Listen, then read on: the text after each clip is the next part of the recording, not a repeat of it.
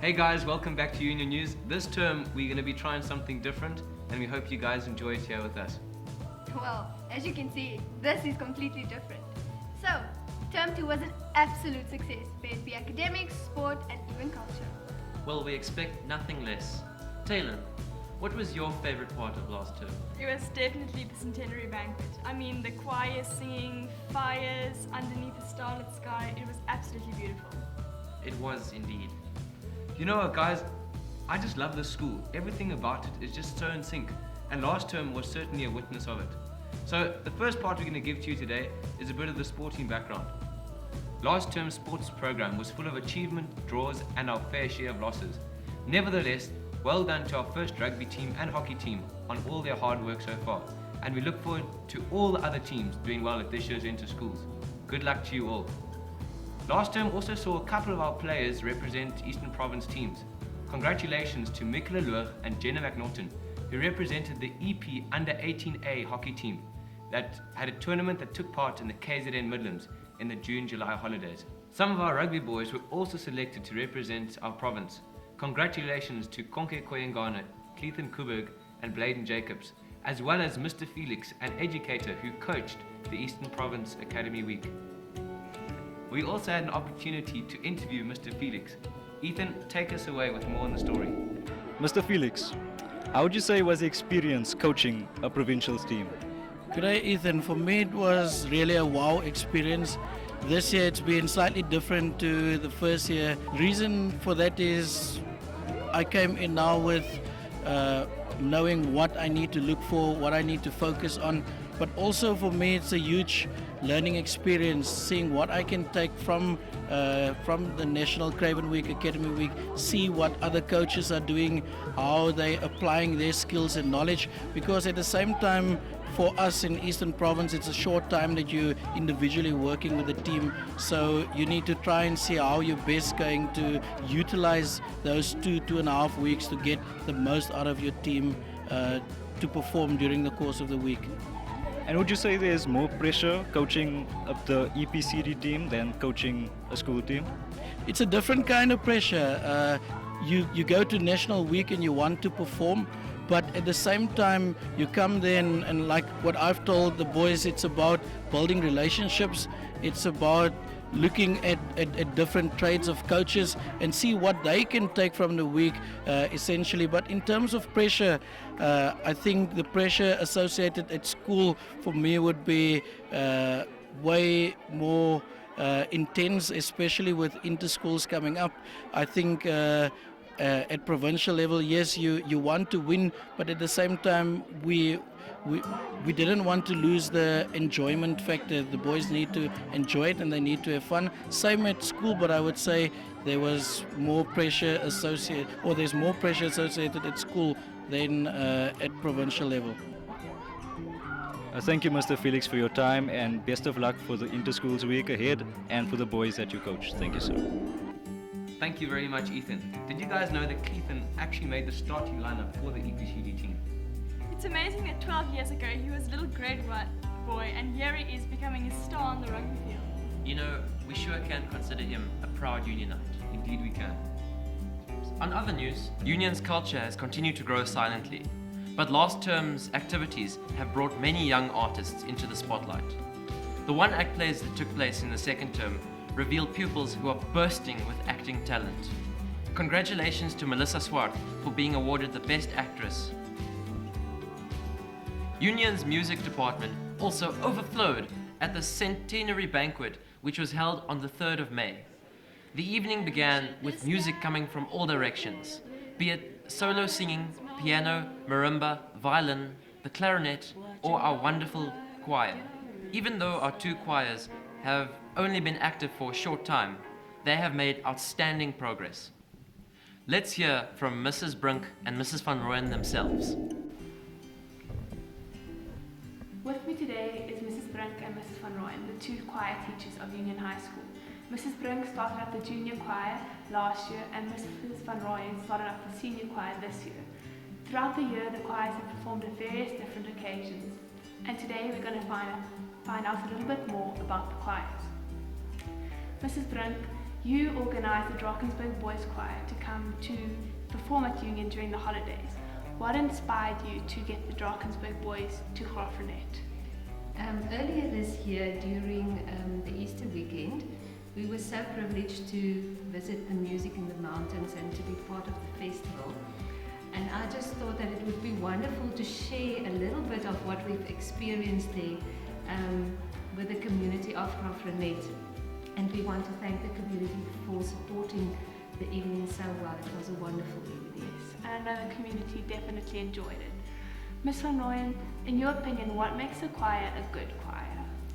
Firstly, definitely teamwork and commitment, as well as technique and skills, engaging with the audience, singing from the heart, and looking tidy. Okay, and in your opinion, Mrs. Brink, what is the best benefit of being in a choir? It's been scientifically proven over and over again that playing an instrument and singing in the choir has got wonderful benefits for brain development in children. Okay, that is very important to all of us. Ma'am, how do you choose choir repertoire when we are going to perform something? You look at the performance venue as well as the event coming up, and then looking at the lyrics and whether the music scores are available, as well as the difficulty level of the pieces itself. That's a lot of stuff, ma'am. Mrs. Brink, what would your dream choir look like? I love children's voices, so my dream choir would be a big children choir. And so that said, I really enjoy teaching or conducting the junior choir in the school, the primary choir, and I would love to have more children participating. That sounds like a lovely choir. Ms. Van Rooyen, where do you see the high school choir in 10 or 5 years' time? Hannah, I don't specifically have a goal for each choir member as they come and go, but I would like to achieve a passion, love, and appreciation for singing in a choir at Union High. Well, we'll have to see in 5 or 10 years where we get. Thank you both for your time. Back to you in the studio. Thank you, Hannah. You know, the choir really has made an impact this year. It has. It has indeed. And before we leave culture, James, congratulations to you who was awarded the Best Actor. Thank you very much, Peter. Oh yes, and he was awarded first in the grade, since we're on academics. On the academic side, we have achieved a pleasing set of results from second term. Second term is always a tough term, but we'd like to think that every single pupil has given their best. Our top achievers from grade 8 to 12 were Katrin Spence, Kendall Griffith, Hannah Bodenstein, Hannah Watermeyer, Letitia Turan, and lastly, Sanya Duplessis. Let's get a few words from Mrs. Geduld, our head of academics. Good morning, Mrs. Geduld, and thank you very much for your time. As head of academics, you and your staff members have set a bold goal for the class of 2019 to achieve a 70% bachelor's degree pass and a 100% pass rate. How are the educators going to make sure this actually takes place or happens? Chelsea, it's not that difficult. Our learners have a strong foundation, but we do have intervention plans in place for our learners to be assisted in this regard. At this stage, we have evening lessons running for the grade 12s, and we also have that program enrolled for grade 11 as targetees. Okay, and then the second question is, each term we see that the top 15 academics of each grade is shown. What do you think the gap between the average performing learners is and compared to the top performing learners? I would say that we have a very strong competition for the top 15. I do believe that even the next 10 learners would be able to reach that. And then the last question to finish off, since the grade 12s are going into the prelim exam soon, what advice do you have for all the matrics that's going to lead this for the first time? Okay. Grade 12s, I would believe that it's very important that you make sure that you work through as many past papers as possible. Also make sure that you have the memorandums available. Every single extra session that is being arranged by your teachers, make sure that you attend those, make sure that all of your notes are up to date, whilst you have the resources of friends with you, and then you also ensure that you will use every single minute of the week. Most important, whilst your teacher is still available, make sure that you understand all of your work, make sure that you make use of the opportunities that you've got. So there you have your grade 12s. Thank you very much, ma'am, for your time. Thank you, Chelsea. I must say that past papers actually help you.